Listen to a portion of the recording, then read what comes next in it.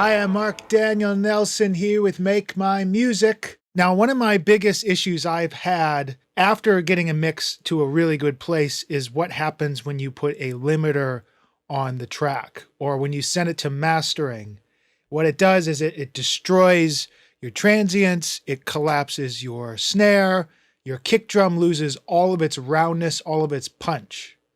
And I've spent the last couple of years trying to figure out ways to manage the bottom end and your transients to be able to get the proper snap and punch by the time you hit a limiter, so you can get your tracks at a commercial level. Luckily now, we're not fighting super loudness wars. That seemed to have tamed itself, and the streaming platforms seem to all have a pretty good level of where they're trying to, their hit zone. And you don't have to nearly collapse your mix to get it at a commercial level. When I'm sending my stuff out to a mastering engineer, the first thing that they're going to do is try to retain all of the punch, all of the energy and transient and any kind of dynamics they can while making it loud. And sometimes that's using compression, sometimes line amps, sometimes clipping, sometimes brick wall limiting. It's more about sculpting the sound to get it to do that. What happens though is you tend to get mastering guys that are a little more creative and putting their own signature sound on your mix. If you did not want that, that's going to be a big issue. So how do I achieve the punch that I need in kicks? How do I achieve transients and snares? And how do I get that punch back after you put things through the brick wall to get it at a commercial level? I will focus on the rest of that stuff in another video, but I want to focus today specifically on the kick drum. And the song I'm going to use as an example is by a pop artist named Katres from Italy.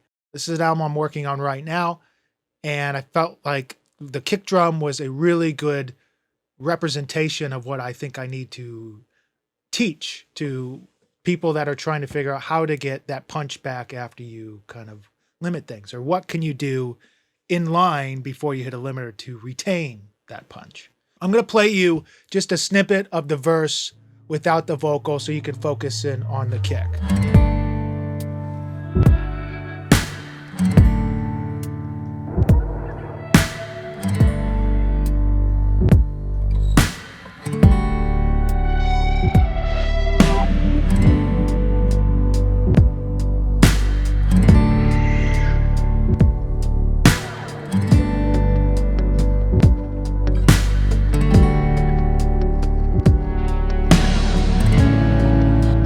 Now I hear a few things already that I can tell you are issues. It sounds like the sample they use on the kick is clicking and clipping, and it's part of the sound. I know why they did it. It's part of this kind of noise track bedding that's going on, but it's a little distracting. So I want to, instead of putting a declicker on it, and that will change the transient of the kick and sometimes pull out some of the low end, I want to focus directly on just getting that click out.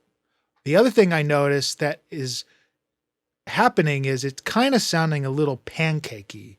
It's not necessarily as punchy as it needs to be. This is a leveled track that's already put up to a volume that is commercial. So how do we get more punch out of that? I hear low end issue. I hear a fullness issue. I hear possibly the transients poking through the limiter, which is causing it to sound collapsed. First and foremost, let's get that kick drum open and look at what we have and see how we're going to fix that clicking issue. So if I bypass this and play,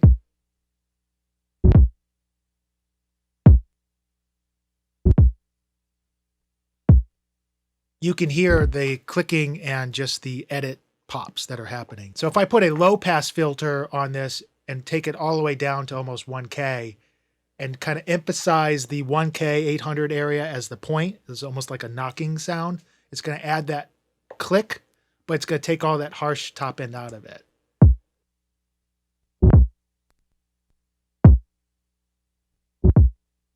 Without, you hear that pop. Now on the kick sub, all I have here is a frequency boosted that's going to create that knocking effect, similar to the other kick too. Let me zone in on this guy. That almost sounds like a knocking of wood. That's a little too harsh for me.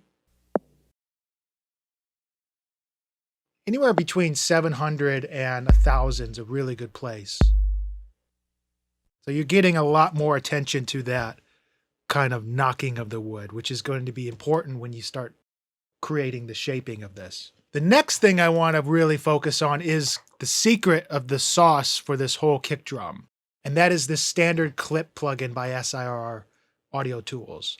This allows me to clip the input almost like you're clipping a converter and getting all the excessive transients down by retaining some of that dynamic, but also adding that punch flavor. So if I put this in and take it out, you're going to hear the difference of what it's doing by just shaving off a little bit of the transient. And you'll see that down here in this area, when it comes by, you'll see just gain reduction, tucking some of the transients down. This does a way better job than any tape saturating plugin. In fact, it actually does more of a similar tape saturation sound than some of the tape saturators as a plugin, because it's doing it in a transparent way that doesn't sound nearly as aggressive as like a compressor, as much as it's just shaving it off.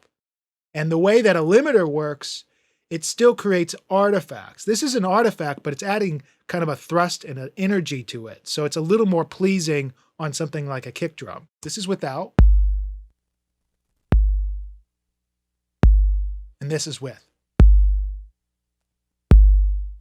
Now you can see real quickly that top very first transient is being shaved off, so all you're getting is the meat.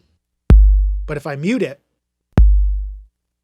it's not nearly as pokey, and it's still punchy. This will let me get the headroom I need, even with the limiter on, by it still sounding apparently punchy. Listening to it now, I feel I can use a little more body in it.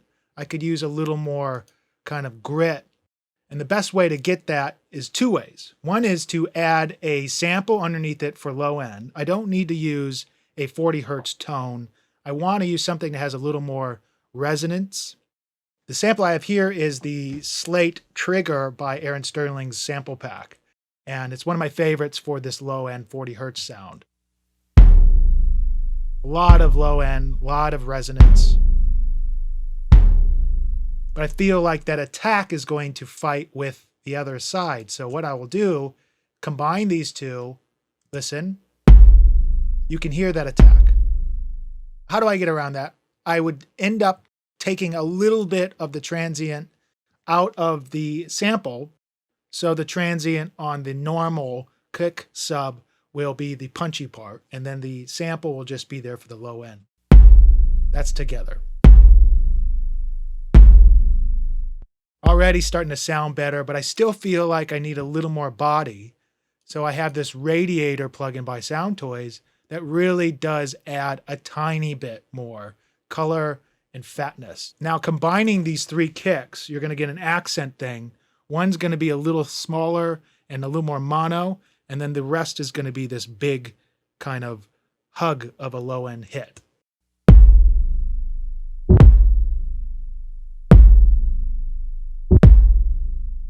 And then in the track again.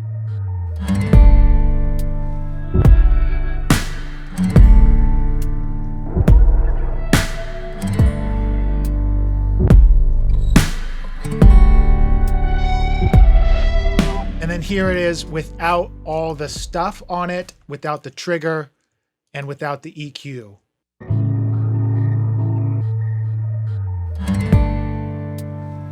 Now again, this is going through the limiter, so you're losing all that punch. So putting in the standard clip instantly pulls back that thrust and gets you right back in the pocket. Let's put that sample underneath it. Get some of that click out of the kick too.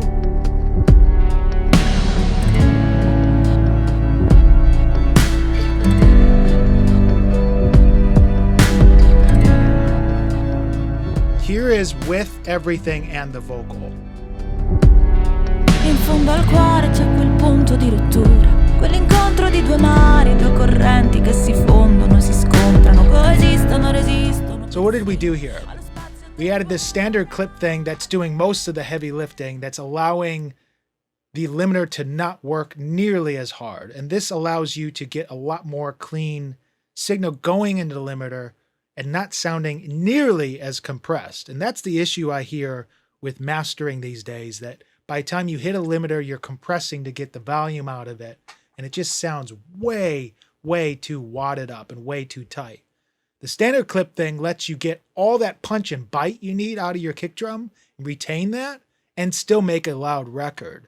It's a really, really great plugin.